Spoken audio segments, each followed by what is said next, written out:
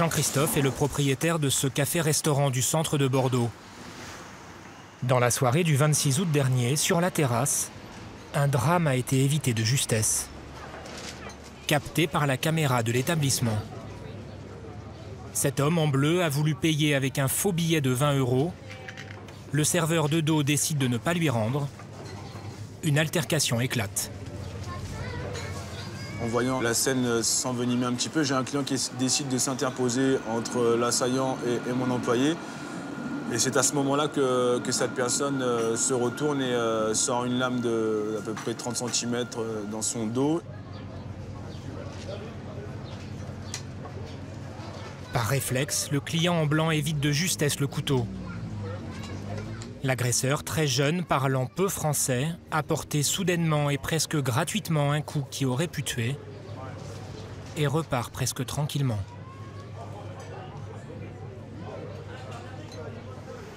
Pour Jean-Christophe, la scène est révélatrice de la situation à Bordeaux aujourd'hui. J'ai l'impression de ne pas être à Bordeaux, de ne pas être au Chartron, d'être dans un film d'action. À votre connaissance, c'est une exception, cette agression-là? À Bordeaux, le couteau? Ah non, c'est devenu à la mode, le couteau.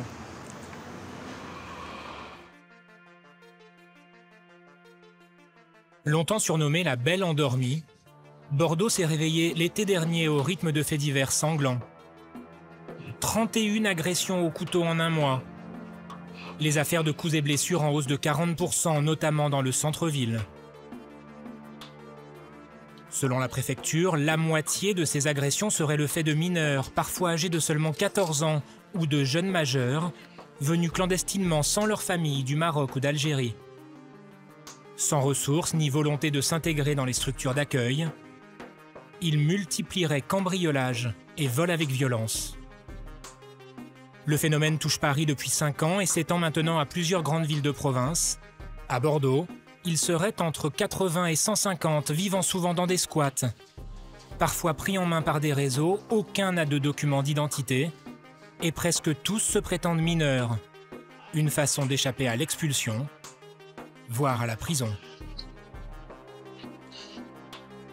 Le problème, c'est pourquoi, quand il est interpellé dans tous les coins de France, il se croit obligé de donner de fausses identités. On a plus d'une dizaine de faits de vol violence, etc. Peut-être douter de vos déclarations quand même, monsieur, de la sincérité, non?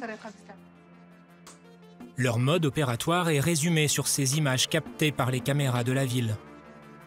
Souvent sous l'influence de drogue, ils arpentent les rues à deux ou en petits groupes, à la recherche de victimes.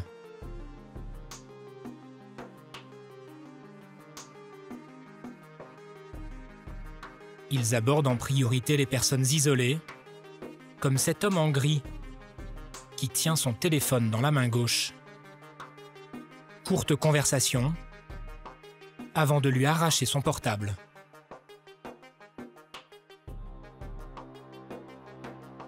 Cette nuit-là, les voleurs ont été interpellés.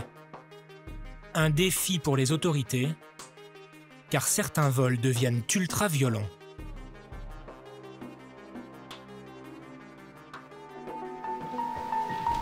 D'après la police, c'est à des voleurs de ce type que Benjamin et Yacine auraient eu affaire. Donc quoi? Donc quoi? On sort ou pas? Je sais pas, comme tu veux. En couple depuis 1 an, ils se sont demandés en fiançailles le 1er septembre dernier. Vers 1 h du matin, Benjamin, styliste, et Yacine, comédien, rentrent chez eux dans le quartier de la Gare lorsqu'ils sont accostés par 2 jeunes inconnus. Ils viennent, ils se rapprochent, ils disent... Il y a un contact. Il y a un contact, ça se passe comme ça. C'est ouais, qu'est-ce que vous faites, machin, qu'est-ce que vous voulez? Ah, t'as pas une clope, t'as pas un truc. Et en fait, ils se mettent autour de nous. Enfin, on est 2, voilà, ils se mettent comme ça. Et puis, en fait, j'avais donc la bague de fiançailles qui pendait à mon cou. Et ils l'ont arrachée. On a décidé de pas récupérer l'objet parce que on savait qu'on était moins fort physiquement et que ça servait à rien et que potentiellement ça pourrait être dangereux. Et c'est une situation qu'on a déjà vécue plusieurs fois. On se dit, bon, mais c'est pas grave. C'est qu'une bague, c'est qu'un objet, on va pas risquer notre vie pour ça. Donc, du coup, on passe à autre chose. Donc, on a avancé. On n'a pas senti qu'on était suivis par eux. Et quand on est arrivé chez nous, en fait, au moment d'arriver chez nous, Benjamin a mis les clés dans la porte. Et là, moi, j'ai vu une main, en fait, passer devant moi. et planté le Benjamin dans l'épaule. Je me suis retourné donc parce que voilà, j'ai été surpris. Et là, il a pris sa lame, il m'a regardé et il m'a dit sale pédé et il m'a tranché la joue. Et puis après, ça allait très vite. On s'est battu avec eux, des cris, du sang. Ils ont fini par prendre mon sac, du coup. Mais dans ce sac-là, ils ont juste pris un portable et des clopes. Je me suis dit, bon, on vient de se faire tabasser et on s'en est sorti vivant. Moi, c'est ça que je me disais. Et toi? Et moi, je sentais rien, mais j'ai vu la joue de Yacine, donc en fait, qui tombait de 4-5 cm, et j'ai cru le perdre. À sa sortie de l'hôpital, Yacine publie sur les réseaux sociaux la photo de sa cicatrice, longue de 16 cm. Pour les deux hommes, l'agression est peut-être crapuleuse, mais elle est aussi homophobe. Plus d'un mois après les faits, Benjamin et Yacine sont encore traumatisés. Depuis l'agression, du coup, on ferme le rideau parce que du coup, on est au rez-de-chaussée et que nos agresseurs, du coup, savent où on habite. On fait attention à rentrer avant qu'il fasse complètement nuit. On ne rentre qu'en tramway ou qu'en Uber. Et entre le tramway et chez nous, donc ça va, il n'y a que 100 mètres, mais on court. Vous courez? On court. Vraiment? Ouais.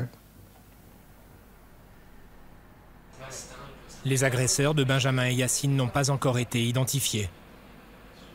Lorsqu'ils en interpellent, les policiers ont bien du mal à mettre un nom et un âge sur ces suspects.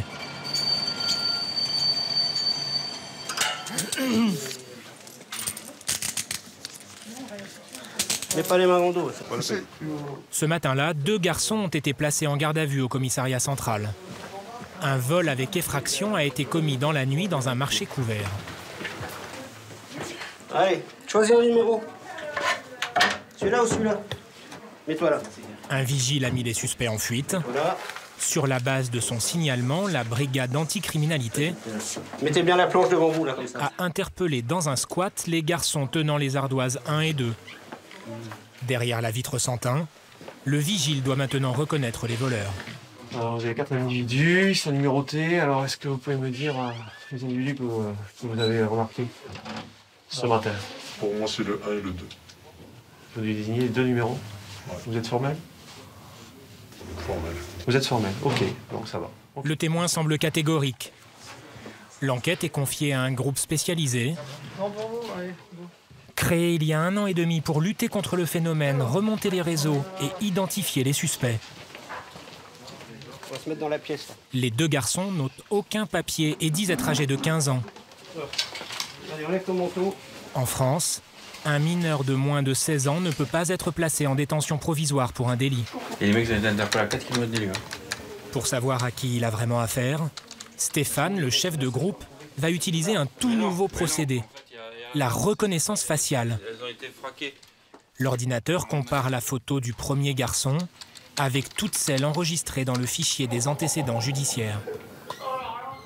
Le logiciel révèle 6 clichés d'hommes déjà interpellés, qui ressemblent très fortement à celui en garde à vue.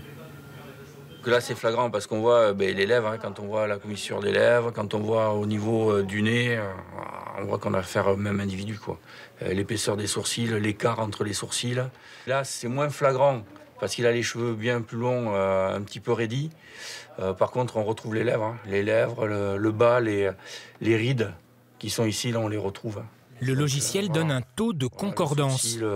Ici, il est à 96%. Ça veut dire que c'est forcément lui. Hein. Le logiciel, il n'a aucun doute. La justice considère qu'il s'agit du même individu à partir de 90%. Pour celui-là, 6 interpellations ces 5 derniers mois pour vol ou cambriolage dans plusieurs villes, lors desquelles il a donné des noms et des dates de naissance différentes. Le premier, il a donné comme date de naissance 27/11/2004. Et voilà, et là par exemple, là il a donné une date de naissance 27/11/2005, donc il s'est rajeuni. Puis donc apparemment, il a 1, 2, 3 identités différentes. On ne sait pas trop à qui on a affaire, quoi, en fait, au final. On sait qu'il ment déjà. Pour l'instant, il y a l'entretien, après il y en a un qui voit son médecin. On voit ça. Ouais, non, mais il faut les paluches avant l'audition. Les doutes sur l'âge et l'identité peuvent être levés grâce à leurs empreintes digitales. tu feras après. Ok, la paume. Je vais vous mettre un peu de gel. Les policiers vont envoyer ces empreintes aux autorités en Espagne, Tournez, bien à plat. souvent le premier pays européen dans lequel ces jeunes se déclarent lorsqu'ils accostent en provenance du Maghreb. Vous avez déjà fait tout ça? Les empreintes, vous avez déjà fait? Vous ne parlez pas français du tout? La plupart restent en Espagne jusqu'à leur majorité pour recevoir l'assistance aux mineurs là-bas et déclarent une nouvelle date de naissance à leur arrivée en France afin de continuer de bénéficier de cette protection. Les informations fournies en Espagne sont donc des éléments capitaux pour déterminer leur âge réel. Allez, installez-vous. Alors... En attendant la réponse, c'est Jérôme qui va entendre le jeune homme, en présence d'un interprète 94, c'est ça ? et d'un avocat, obligatoire pour les auditions de mineurs. Donc il est connu des services de police et de gendarmerie.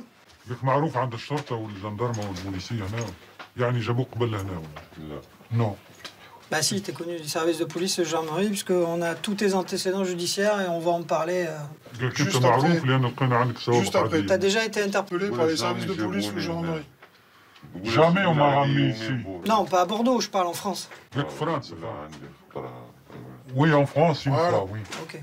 Alors pourquoi il change d'identité à chaque fois qu'il est placé en garde à vue dans les commissariats de France? Parce que j'ai pas envie de salir mon dossier, j'ai envie d'avoir un papier. Jérôme l'interroge sur son départ d'Algérie, son parcours en France depuis quelques mois, et après 1 heure d'audition, en vient aux faits. Non, moi je vais pas. Donc là, je te montre un cliché photographique. On te suspecte d'avoir commis un vol par effraction à l'intérieur de ce bâtiment qu'on appelle les halles de Bacalin. Est-ce que tu connais cet endroit? Est-ce que tu y es déjà rentré déjà? Non, je connais pas cet endroit et je vais pas y rentrer. Hein. Vous voyez que j'ai ma main qui est comme ça blessée, vous croyez que moi je suis pas un criminel, moi. Il a été reconnu formellement par l'agent de sécurité. Montrez-moi quelque chose. Montrez-moi quelque chose. Les caméras, on va les avoir, parce qu'il n'a pas de chance, parce que ça a été filmé. Voilà. Donc les caméras, on est en train de les visualiser, là, on est en train de les récupérer. Je vous jure, sur la tête de ma mère qui est morte, qui est dans la tombe, que j'ai pas volé. Voilà. 2 heures après cette audition, Stéphane reçoit les premières images de vidéosurveillance de l'établissement. Un premier voleur apparaît.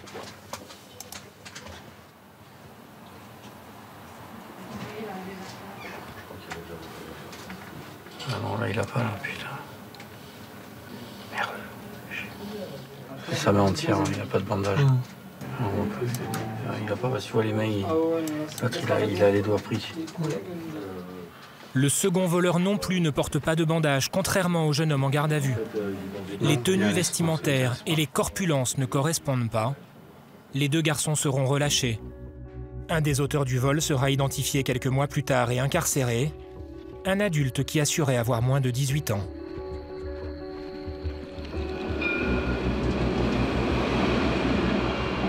Selon la justice, un jeune voleur sur 2 se prétendant mineur serait en réalité majeur. Une façon d'éviter la justice des adultes, plus sévère. Venez, messieurs. Bonjour, monsieur. Après 48 heures de garde à vue pour le vol avec violence d'un collier en or, cet homme, qui se dit mineur, est amené devant le procureur. Alors, monsieur, vous vous souvenez de moi? Je vous ai vu en prolongation de garde à vue. Amélie Pison doit décider si elle l'envoie devant un juge pour enfants ou en comparution immédiate, procédure express réservée aux majeurs. C'est quoi votre date de naissance? 03-02-2004. Ça vous fait quel âge? 16 ans. Vous pouvez juste une minute baisser votre masque? Le masque. Vous avez 16 ans. Alors, je vous ai fait la réflexion en prolongation de garde à vue. Vous êtes tout barbu, vous avez les golfs creusés. Il dit qu'il y a quand même 16 ans. Le suspect est inconnu en France, où il est arrivé il y a 2 mois. Il a auparavant passé 6 ans en Espagne qui a transmis des éléments aux autorités françaises. Attention, je vais le noter. On a la preuve que vous êtes passé par un autre pays européen, sauf que là, vous aviez dit que vous étiez né en 97, donc vous seriez largement majeur. Qu'est-ce que vous avez à me dire là-dessus? Il dit qu'en Espagne, il a juste fait un examen osseux et c'est ce qui a déterminé cet âge-là. Une radio des os, parfois pratiquée en Espagne, qui permet de déterminer une année de naissance. Selon cet examen, le suspect aurait aujourd'hui 23 ans. Et vous pensez vraiment que le tribunal va croire que vous avez 16 ans? Il dit que c'est la vérité, il n'y a pas de mensonge. Alors, monsieur, je vous explique. Moi, je vous crois pas, ok? Je crois que vous êtes majeur et que vous soyez jugé en comparution immédiate, c'est-à-dire que vous soyez jugé aujourd'hui. Pour l'accuser. Son apparence physique et la date de naissance retenue en Espagne le conduisent en comparution immédiate. Je laisse expliquer. Ça, vous le direz au tribunal, par contre. Je vous le redonne. Il sera condamné à 3 mois de prison et placé immédiatement en détention. Comme lui, un faux mineur est jugé presque chaque jour en comparution immédiate à Bordeaux.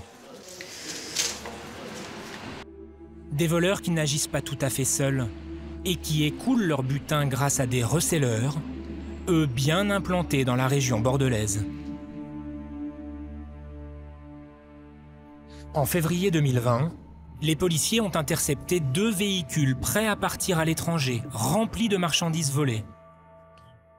6 membres d'une même famille, âgés de 30 à 50 ans, ont été interpellés. La police, vous ouvrez tout de suite. Vivant, eux, légalement en France, ils auraient profité des activités d'une 50aine de jeunes voleurs. 37 000 € en espèces, des téléphones, ordinateurs, montres et bijoux en or sont retrouvés.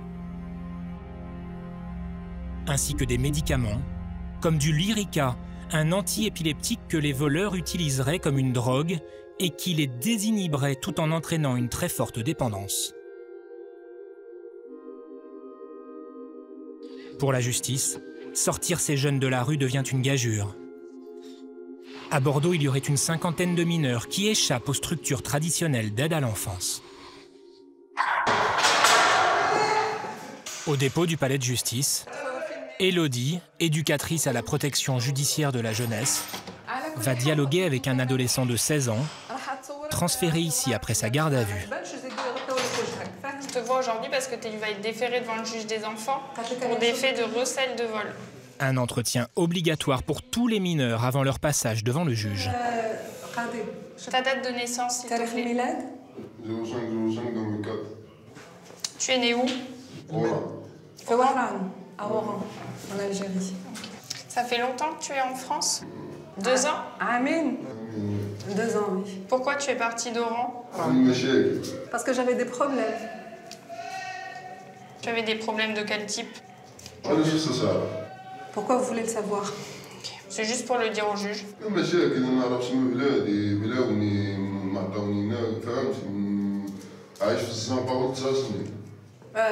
Oui, parce que chez moi, en fait, dans mon pays, j'ai commencé à vivre dans la rue alors que j'avais 9 ans. Ce que l'adolescent, lui, voudrait savoir, c'est où il va être emmené ensuite. Des médicaments. Alors il dit, vous êtes l'éducatrice, si jamais le juge me libère aujourd'hui, est-ce que vous m'accompagnez dans un foyer? On n'aura pas de place en foyer pour ce soir, d'accord? De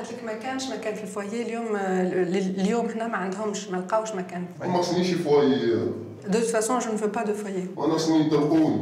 Moi, ce qu'il me faut, c'est qu'on me relâche. Les jeunes voleurs refusent presque toujours de vivre en foyer d'accueil et s'en enfuient à la première occasion. Pour les extraire de la rue, la justice parfois n'a plus que la prison. Asseyez-vous là, monsieur. Dans le dossier de l'adolescent, Asseyez-vous. Christine Campan, la chef du parquet des mineurs, a retrouvé une condamnation prononcée contre lui 2 ans plus tôt. Il avait 14 ans. Donc ce jour-là, il n'est pas venu à l'audience du tribunal pour enfants de Paris, mais il a néanmoins été condamné à une peine de prison de 1 mois. Oui. Oui, je le sais. Très bien, parfait. Donc moi, le procureur de Paris m'a demandé de mettre à exécution la peine, c'est-à-dire, comme il a été condamné à 1 mois, il va aller en prison et il pourra faire appel, s'il le veut, depuis la maison d'arrêt de Gradignan, il pourra faire appel de cette peine.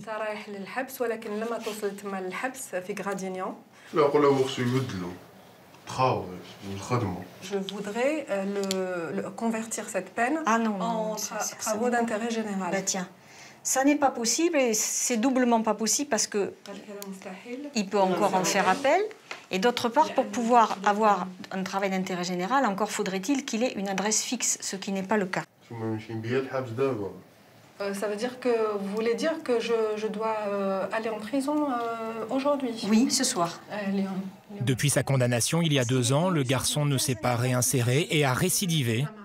Il ne peut plus échapper à la prison. Alors, j'ai quelques questions, moi, à lui poser. Actuellement, est-ce qu'il a déjà été incarcéré? Est-ce qu'il a déjà été en prison? Jamais. Non, jamais. Est-ce qu'il a des problèmes de santé particuliers? Oui, je suis un traitement, j'ai un médicament que je dois prendre. Alors, qu'est-ce qu'il a comme problème de santé et c'est quoi le médicament, le traitement? Ah oui, non, mais le Lyrica, c'est une drogue et ça, on va sûrement pas lui donner du Lyrica, non? C'est l'antiépileptique avec lequel les jeunes voleurs se droguent. Ou du Rivotril aussi. C'est classé comme stupéfiant, le Lyrica. En prison à 16 ans.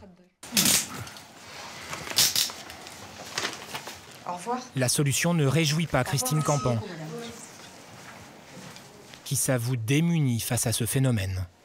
On a essayé absolument toutes les sortes de foyers qui sont à notre disposition. Les centres éducatifs renforcés, les centres éducatifs fermés, plutôt en ville, loin, en campagne. On a essayé les familles d'accueil. Rien ne fonctionne. Ils ne veulent pas être placés, nulle part. Et au final, on n'est pas satisfait du résultat, parce que la justice des mineurs, elle est là pour réinsérer des mineurs, leur offrir un meilleur avenir, faire en sorte qu'on puisse les mettre sur des rails qui leur permettra d'être autonomes à leur majorité, avoir une formation, quelque chose. Et là, on a vraiment un sentiment d'échec total, malheureusement. Mais une poignée de ces mineurs acceptent la main tendue. Donc là, t'as reçu la livraison? Ouais. Là, tous les pages sont datés tous. Les DLC sont bonnes? Ouais. Karim, 17 ans, est en stage rémunéré depuis 4 mois dans le snack de Ben, en périphérie bordelaise. T'as vérifié les pains aussi? Ouais, tout. C'est la chance que je cherche avant, c'est bon. Je cherche un boulot, travail légal, bah c'est bon, c'est ça. Je sens bien avec tous mes collègues, quel que soit le directeur Ben, Alain Manager, tout le monde, bah c'est bon. C'est quelqu'un qui me fait les ouvertures, donc il arrive à 9h. Et donc il s'occupe de toute la partie cuisine. Donc c'est quelqu'un sur qui je fais confiance. Et on en est tous satisfaits. Karim était un de ces jeunes voleurs. Aujourd'hui pris en charge par une association, il dort dans un lieu de vie. Là, c'est les chambres de les indicateurs et tout. Là, il y a la machine à laver, on lave des habits et tout, comme ça, c'est... Bah, et ça, c'est ma chambre. Karim explique avoir quitté sa famille et son pays à 14 ans pour réussir sa vie en France. Mais la Méditerranée traversée, sans papier ni ressources, ne parlant pas le français, il se retrouve à la rue. Des fois, tu tombes dans des squats qui tu dors avec ton sac à dos comme ça. Comme ça. Tu dors comme ça, frère, avec une cellule. Il y avait de la violence aussi parfois dans les squats? Ah ouais. Au début, tu trouves que c'est un peu bizarre. Et après, c'est bon. Hein. Le bagarre par là, tu tournes ta tête à l'autre côté, tu dors. C'est pas ton problème, de toute façon, tu le connais même pas. Vous preniez les médicaments dont on parle beaucoup, là? Ouais, avant. Il y a de l'Erica, ça, ou je sais pas, le niveau train avant. Et ça fait quoi? C'est... On dirait, tu vois, tu es à l'arrêt, tu es en galère, c'est-à-dire que tu réfléchis beaucoup, tu vois, tu penses trop. Mais quand tu prends des médicaments comme ça, tu résistes, même quand il fait froid ou il fait chaud. Le temps il passe vite et tu réfléchis rien, tu penses de rien. Tu n'existes même pas déjà.